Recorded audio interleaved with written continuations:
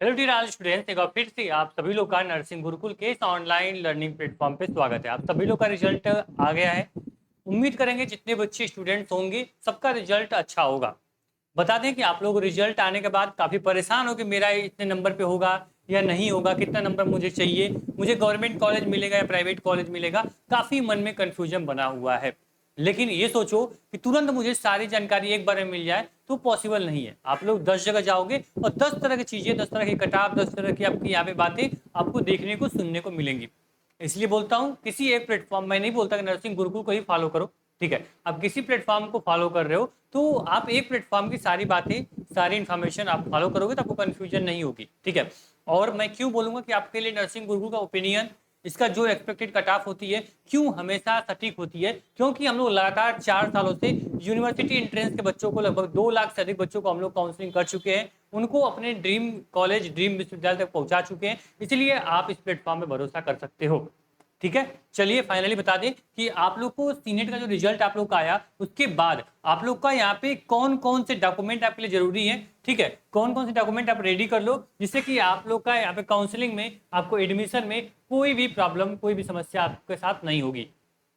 आगे बढ़े तो यहाँ पे देख लेना, जो डॉक्यूमेंट अभी आपके स्क्रीन पे चल रहा है, ये डॉक्यूमेंट आपके रजिस्ट्रेशन टाइम इंपॉर्टेंट है। देखो इसमें से कुछ डॉक्यूमेंट ऐसे होंगे कि जो जब जब काउंसलिंग करने जाओगे तभी आपसे मांगे जाएंगे, और जैसे कि कुछ डॉक्यूमेंट ऐसे होंगे जो कि आप जब यहाँ पे एंट्रेंस एग्जाम दे लिए, आपका काउंसलिंग हो गया, आपको सीट अलॉट हो गई, तो जब कॉलेज में जाओगे डॉक्यूमेंट वेरिफिकेशन के लिए तब वहाँ पे आपको ये डॉक्यूमेंट जरूरी होंगे।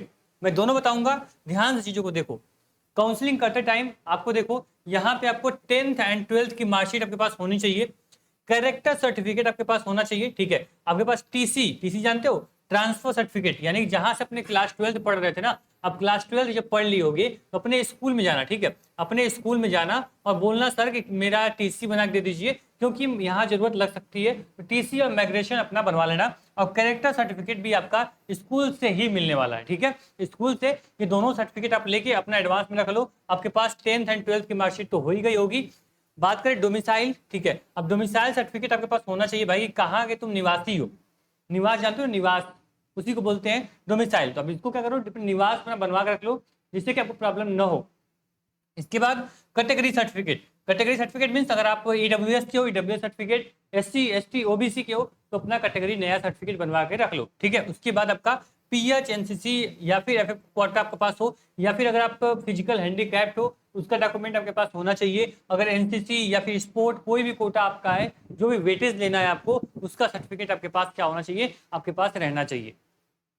नहीं समझ में आया, फिर समझा दूं। देखो आपके पास 10th 12th की marksheet, character, TC certificate, domicile, उसके बाद करेक्ट यहाँ पे कैटेगरी और पीएच और एनसीसी और जो भी स्पोर्ट कोटा आपके पास है वो सब कुछ आपको रखना है। इसके साथ ही आपके पास कम से कम 2 नंबर, 2 मोबाइल नंबर आपके पास होना चाहिए, ठीक। 2 मोबाइल नंबर आप रख लो। एक आपके पास जो ईमेल आईडी है, ईमेल आईडी आपके पास क्या होनी चाहिए, वैलिड ईमेल आईडी आपके पास होनी चाहिए, इसको आप ध्यान रखना, ठीक। इसके बाद अब एक चीज और याद रख लेना, आप ये सारे डॉक्यूमेंट्स रख रहे हो, इसके बाद एक आता है गैप सर्टिफिकेट, ठीक है। एक आता है गैप सर्टिफिकेट। लोग बोलते हैं सर कि ये गैप सर्टिफिकेट किसको कब लगता है, तो ये गैप तब लगेगा जब डॉक्यूमेंट वेरिफिकेशन के लिए, जब कॉलेज सीट अलॉट होगी, जब कॉलेज में जाओगे तब ये सर्टिफिकेट आपसे मांगा जाएगा।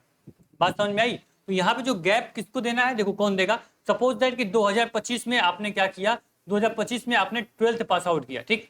2025 में आपने 12th पास आउट किया तो आपको गैप सर्टिफिकेट नहीं देना है।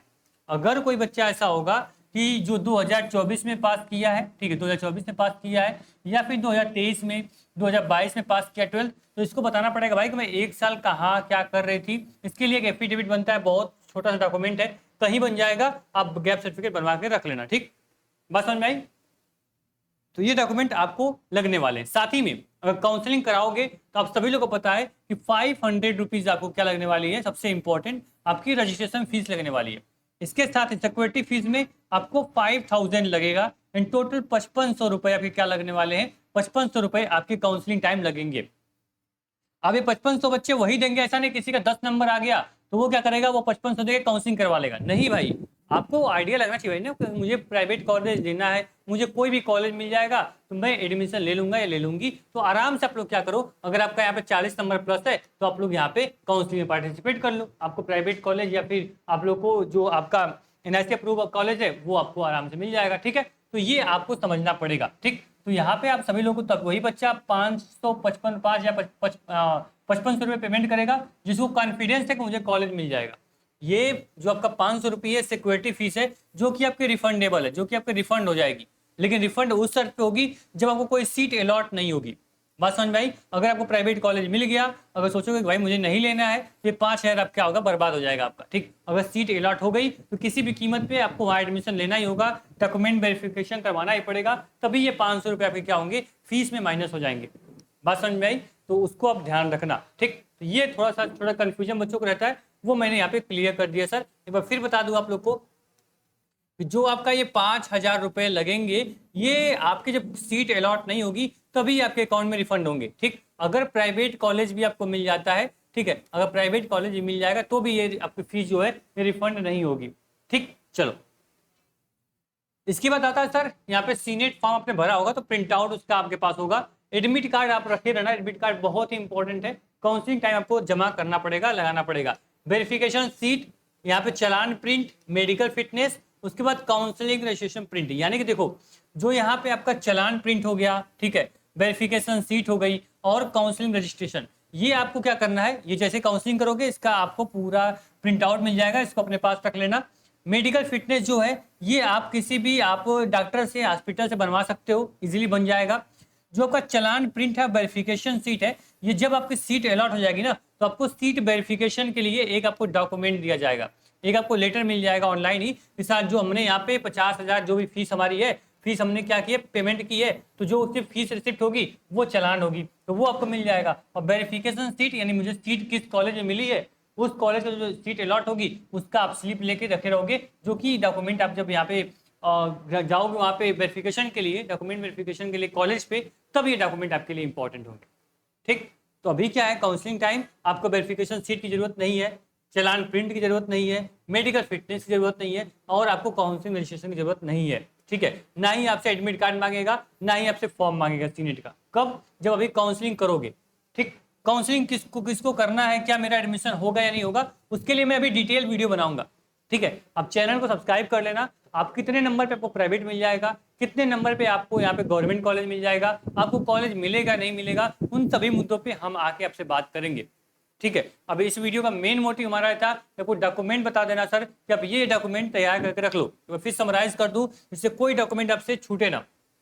मैं क्या बोला, आपके पास मोबाइल नंबर हो, ईमेल आईडी हो, आपके पास 10th 12th की मार्कशीट हो, कैरेक्टर सर्टिफिकेट, टीसी, डोमिसाइल, आपको कैटेगरी सर्टिफिकेट, और पीएच यानी फिजिकल हैंडीकैप्ड, एनसीसी और स्पोर्ट कोटा अगर आपके पास होना चाहिए।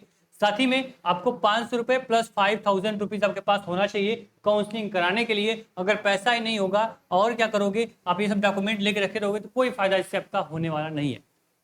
बात समझ में आई? जब आपका सीट अलॉट हो जाएगा तब जाके आपको जो फीस होगी कॉलेज की वो ऑनलाइन ही सबमिट हो जाएगी, आपको एक स्लिप मिल जाएगी। उस स्लिप को लेके आप जाओगे कॉलेज पे, दिखाओगे सर देखिए आपके कॉलेज में मेरा नाम शुभम है, मुझे यहाँ पे सीट अलॉट हो गई है, ये मेरे जो डॉक्यूमेंट है ये डॉक्यूमेंट मैं लेकर आई हूँ, मेरा जल्दी से यहाँ पे ID कार्ड इशू कर दीजिए, मैं आपका यहाँ पे परमानेंट स्टूडेंट बन जाऊंगा। बात समझ में आई? तो सीट अलॉट होगी। अभी देखो एक बात बता दूं, ये जो काउंसलिंग है ना, ये आपकी राउंड 1 की काउंसलिंग है, राउंड 1 की काउंसलिंग ये है। ठीक, अब इसमें क्या होगा, इसकी कट ऑफ थोड़ी सी हाई जाएगी। ठीक, इसमें हो सकता है कि जो बच्चे 75 नंबर पाए होंगे इनको गवर्नमेंट कॉलेज नहीं मिलेगा। ठीक है, क्योंकि अभी पहली राउंड की काउंसलिंग होगी, इसके बाद सीट खाली होगी तो आपको राउंड 2 की काउंसलिंग होगी, फिर राउंड 3 होगी, फिर आपका स्टे राउंड होता है, मतलब ऐसे आपको बहुत सारे राउंड मिलेंगे। बात समझ में आई? तो उसके आधार पे क्या करना है, आप लोग को वेट करना है। अगर नंबर थोड़ा भी आपको अच्छा है, मैं वीडियो बनाऊंगा उसके अकॉर्डिंग देख लेना, नंबर अगर थोड़ा भी अच्छा है वेट करना, आपको गवर्नमेंट कॉलेज नहीं प्राइवेट कॉलेज ही मिल जाएगा। लेकिन हाँ, जो बच्चा फीस एफोर्ड कर सकता है उसके लिए प्राइवेट कॉलेज भी खराब नहीं होते। बस समझ आई? इसको भी आप अपने दिमाग में रखना। बाकी डॉक्यूमेंट जो मैंने बताया ये सारे डॉक्यूमेंट अपना बनवा लो, प्लेटफॉर्म पे अगर पहली बार आए हो सब्सक्राइब कर लेना, आने वाली सारी जानकारी, इन्फॉर्मेशन, अपडेट सब कुछ इस आपको आपके चैनल से आपको मिलती रहेगी। Thank you so much.